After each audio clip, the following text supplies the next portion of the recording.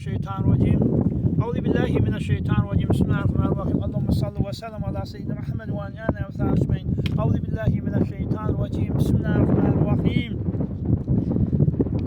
Elhamdülillahi Rabbil alemin. Errahmanirrahim. Maliki yevmiddin. İyyâke na'budu ve iyyâke nestaîn. İhdinas sıratal mustakîm. Sıratellezîne en'amte aleyhim gayril mağdûbi aleyhim ve'd-dâllîn. Âmin. Euzubillahi mineşşeytanirracim. Bismillahirrahmanirrahim.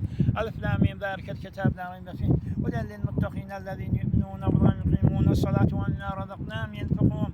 وَالَّذ۪ينَ يُؤْمِنُونَ بِمَا أُنْزِلَ إِلَيْكَ وَمَا أُنْزِلَ مِنْ قَبْلِكَ وَالْآخِرَةِ هُمْ يُوقِنُونَ أُولَٰئِكَ عَلَىٰ هُدًى مِنْ رَبِّهِمْ وَهُمْ مُفْلِحُونَ إِنَّ الَّذ۪ينَ كَفَرُوا سَوَاءٌ عَلَيْهِمْ أَنذَرْتَهُمْ أَمْ لَمْ تُنذِرْهُمْ لَا يُؤْمِنُونَ ختم الله على قلوبهم وعلى سمعهم وعلى أبصارهم غشاوة ولهم عذاب عظيم.